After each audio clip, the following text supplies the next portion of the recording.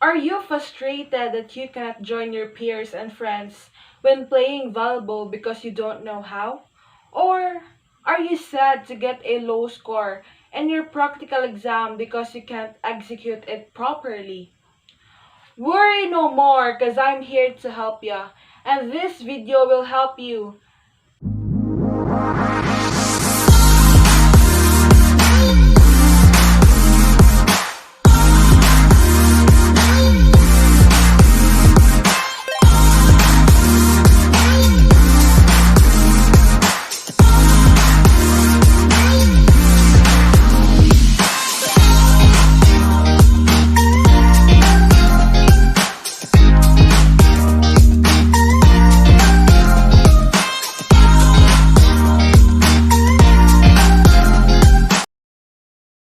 Hi everyone! So for today's discussion, I will discuss the 6 basic volleyball skills.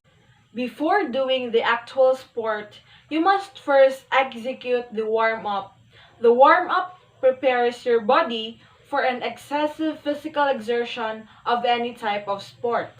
The warm-up exercises gradually revs up your cardiovascular system by raising your body temperature and increasing blood flow to your muscles.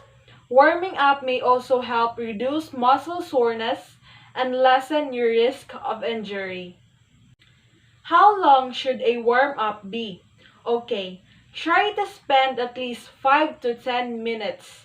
The more intense your workout is going to be, the longer your warm-up should be.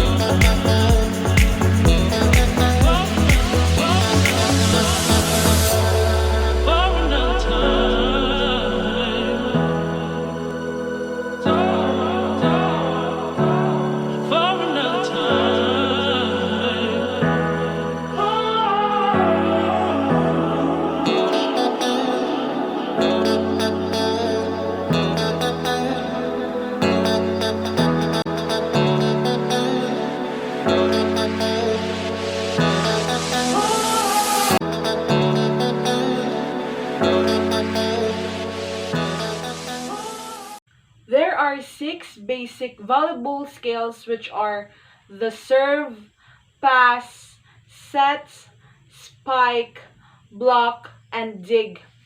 Under serve and pass, we have different types. For the serve, we have underhand serve, overhand serve, float serve, and the jump serve.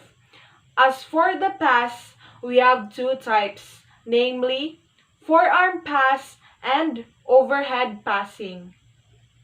Of course, without prior knowledge about the six basic skills, you will not be able to execute and play volleyball. That's why I'm here to teach you the proper execution of the six basic skills in volleyball. Stay tuned!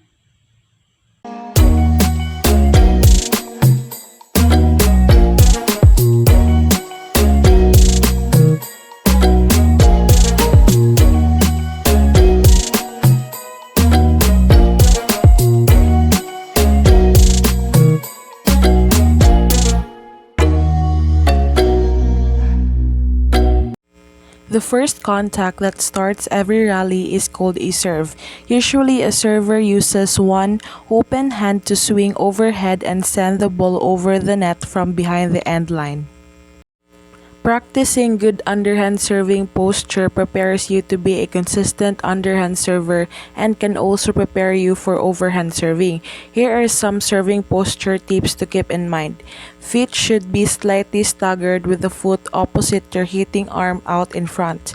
The majority of the server's body weight should be shifted to the back foot. Hips should be positioned so they are facing square towards the net. Though the underhand serve does not require the server to toss the ball into the air, the mechanics are still similar to the overhand serve toss. The server should hold the ball in the hand opposite their serving hand, the hand that will eventually hit the ball over the net. The server should bring the ball across their body so that the ball is positioned in front of their hitting arm. Ideal contact point for the underhand serve is slightly below the center of the ball because the ball needs to have an upward trajectory in order to make it over the net.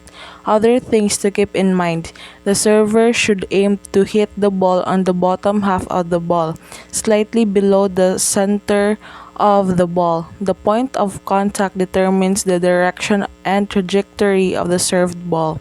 Remember to follow through straight ahead. The direction of your follow through will also affect the track of your serve. Try the underhand serve. Now that you're armed with a multitude of underhand serving knowledge, it's time to get on the court and start practicing. Just follow the steps that I have told you. And in no time, you will be a serving machine of the underhand serving.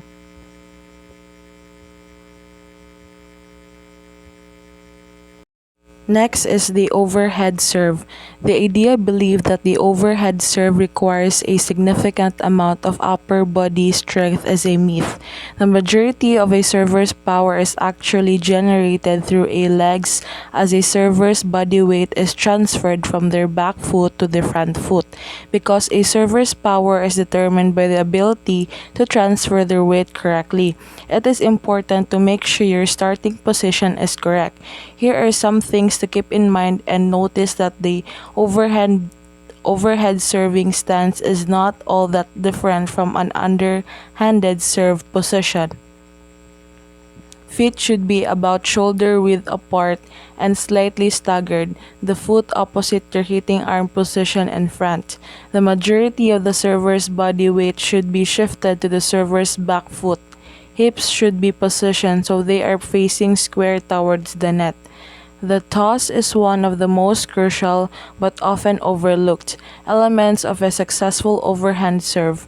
Here are some things to keep in mind when tossing the ball for your serve. The server should toss the ball when the hand opposite their serving hand. The toss should only be 2 to 4 feet above the server's head and tossed in front of the server's strong hand. A consistent toss is the key to bring a consistent server, so a server should take the extra time to practice until it is consistent. A server should aim to contact the center of the ball so as to keep the trajectory of the ball as flat as possible. A serve that is low to the net is very difficult to pass. Here are a few focus points regarding the contact points. You want to contact the ball on the upper part of the palm of your hand, spreading your fingers as far apart as possible before contact will help ensure that you don't contact the ball with the fingers. A consistent contact point will result in a consistent serve. In this video, you will learn about two types of overhand jumping serve. We're going to look at how to perform a jump serve and a float serve. First up is the jump serve. Position yourself 2 to 3 meters behind the baseline and look at the area you want to aim the ball at. Toss the ball high into the air in front of you with your hitting hand. Move towards the ball, following its movement with your eyes, and accelerate on the last 2 steps before the jump. Be careful not to step on the baseline or inside the court, as this is considered a foul. Jump upwards and forwards, arching your body and pointing your free arm towards the ball to keep your balance while in the air. Prepare your hitting arm by bringing your elbow back, raised above your shoulder. Swing your hitting arm upward and forwards and hit the ball with your hand held flat and your arm outstretched. Keep your wrist supple. Bend it at the moment of contact to increase the rotation and speed of the ball. Aim for the top of the net and follow through with your serving movement, staying in contact with the ball for as long as possible. Next up, the float serve. Position yourself 1 to 3 meters behind the baseline. Toss the ball and jump, just like in the previous example. Hit the center of the ball swiftly with your hand held flat. Keep your hitting arm outstretched and your wrist straight. Stop your arm as soon as you make contact with the ball, and don't allow it to drop down towards your hips. Hold your jump and don't follow the ball forward to obtain a floating knuckleball effect. You can use this serve to surprise your opponent, as the ball's trajectory is often unpredictable. Jumping serves are difficult to master, so don't get discouraged and get practicing. Over to you. The first contact after a serve is considered a pass. Usually, a pass is made with the player's forearms but can also be made overhead with 2 open hands. Forearm pass. Before the server contacts the ball, get into ready position so that when the ball crosses the net, you will be ready to move to it and pass the ball. Put your feet in a wide but comfortable stance, more than shoulder width apart. Bend deeply at your knees. Bend forward at the waist and put your weight on your toes. Hold your arms loosely slightly in front of you and to your sides. Do not yet connect your hands. Once you see the serve coming, you'll need to get both feet behind the ball. Get to the spot quickly and then wait for the ball to come to you. Keep your hands free as you move and connect them when you get into position. From your ready position, keep your knees bent and move to the right or left with a shuffle or side step. Step out. Bring your feet together, then step again. When you get to the correct spot, return to ready position with your hips facing your target or the place you want the ball to go. Avoid making contact with the ball while moving if at all possible. Now that you are in the right spot with your feet behind the ball in ready position, it is time to create your platform. The platform is the area between your wrist and your elbow where you will contact the ball. With your arms out, face your open palms toward each other, thumbs facing up. Close the fingers on one hand to your palm with your thumb up. Wrap the other hand around the first while still keeping both thumbs up. Place your thumbs down on top of your grasped hands, pointing forward. Make sure your thumbs are lined up right next to each other and at exactly the same height. Do not cross your thumbs. Tilt your wrist down toward the floor. With your arms locked straight and your hands at waist height, angle your elbows slightly inward as much as you can without changing your hand position. This will expose the flat side of your inner forearm and create your platform. To control the pass, contact the ball in the middle of your platform, the flat, fleshy area between your elbows and your wrist. Do not contact the ball on your hands, wrist, or the inside of your elbows. Bump the ball with your hips facing your target.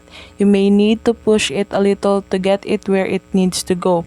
To take some speed off of the ball, give a little with your platform when contact is made instead of pushing. In other words, instead of pushing forward with your platform as you contact the ball, do the opposite.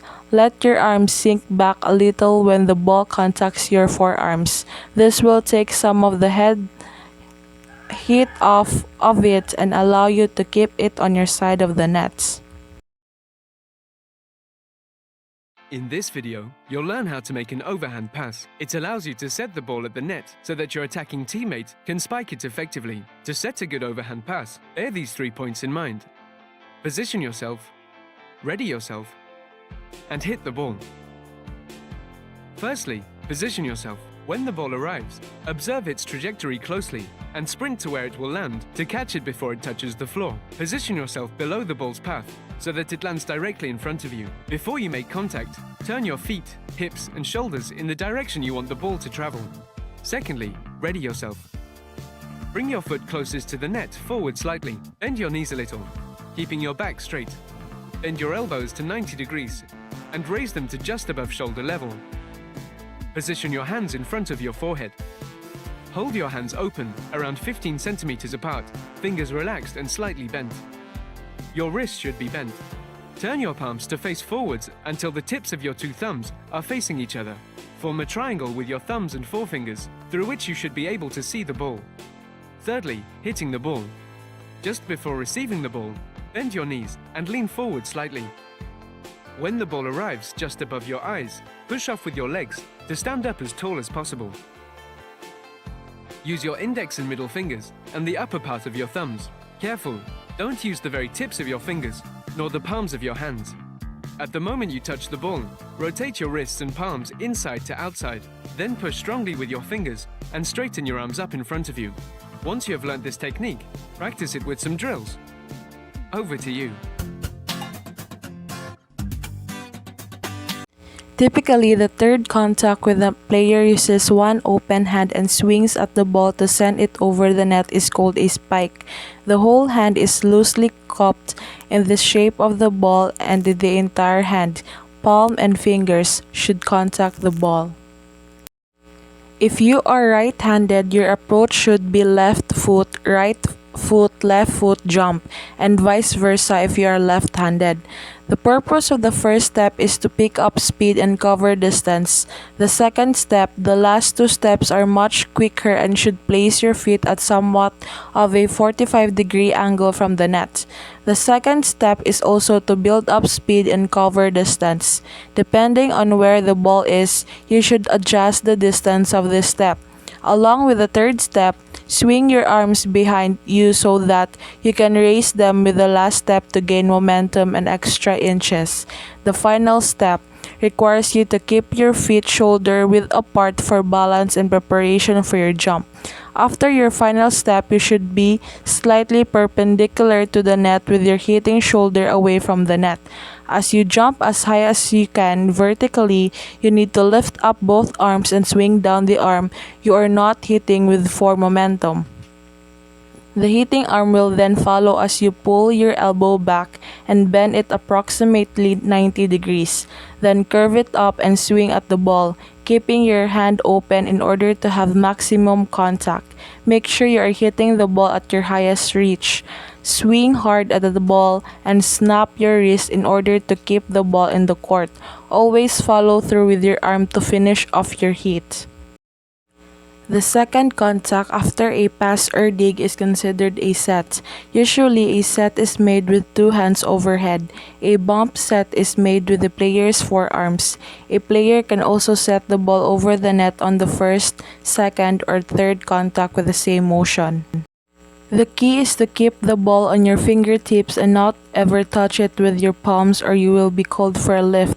The ball should always remain in motion throughout the entire set and should never be stopped in your hands at any point. The goal is to take the ball into your hands and release it without a spin to your hitter. Make a triangle with your thumbs and forefingers touching each other at the tips. Place your triangle right above your forehead. Now, separate your fingers and thumb by 1 inch or 2 and cup your hands in the shape of the ball. When the ball is passed, move your feet quickly to get your forehead directly under the ball if possible. Face your hips and shoulders toward where you want the ball to go. Contact the ball on top of your forehead with only your fingertips. both hands touching the ball at the same time. Your arms and knees should be bent at the point of contact. Push through with your hands and arms, releasing the ball with straight arms. As you push with your arms, push up with your legs to get more distance on your set. Follow through once the ball has left your hand so that the backs of your hands are facing each other.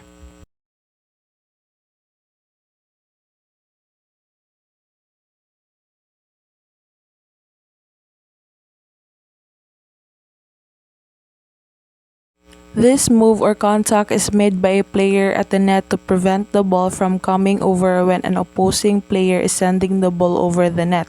This move is made with two extended arms with open hands above their head.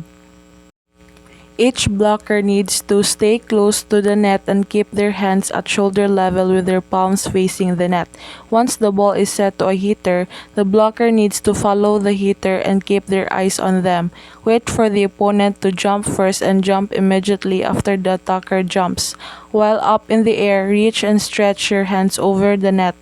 Make sure you angle your hands so that the ball will rebound off your hands and fall on the opponent's court instead of going out of bounds or coming out onto your court. Whether you touch the ball or not, you must immediately look for the ball and continue to play if possible.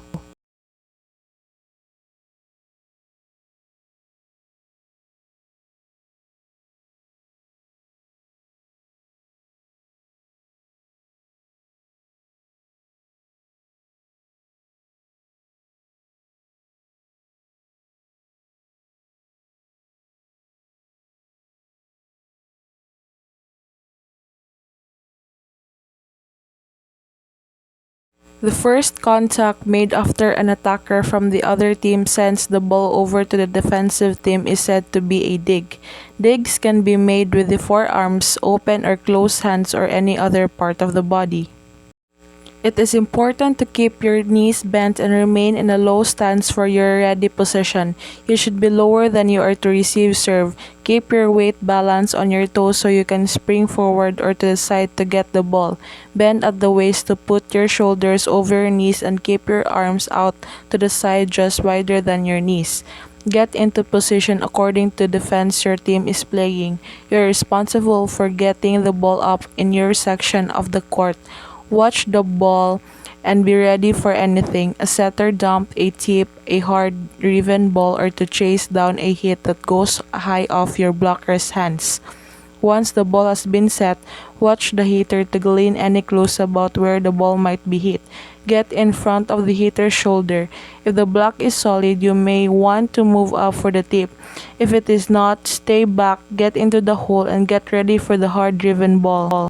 The goal is to dig the ball with both arms. So once you see where the ball is headed, bring your arms together, connect your hands, and create your flat platform. Do not swing your arms. If the ball is hit to your right, bring your left arm to meet your right on the right side of your body.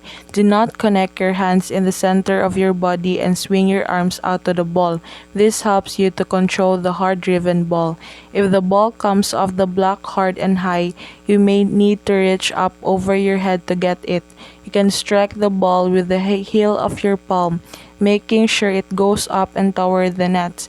Remaining on your side, the overhand dig is not as easy to control as a standard dig, but it can be used as a last resort. If the ball at a distance from you and you do not have enough time to get there by moving your feet, you may want to drive for it. Take a step toward the ball, reach out with your body and sprawl, playing through the ball and angling it back toward the center of the net.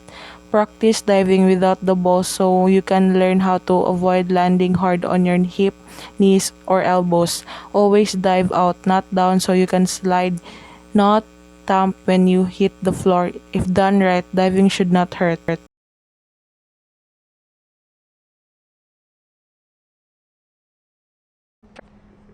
So when you're playing defense, you always want to contact the ball in front of you. So we know when the ball's either to your left side or your right side, you'll always want to play it. Your first step is going to be slightly in front of you, so at a 45-degree angle. So it's always kind of a lunge step forward. What's really important here, and that's going to be the first part of the actual roll is that you want your knee to be facing forward. So if there's a target in front of me, I want my knee facing in. I want my toe facing in. I don't want my knee to be facing out. So that's the first thing. So lunge forward.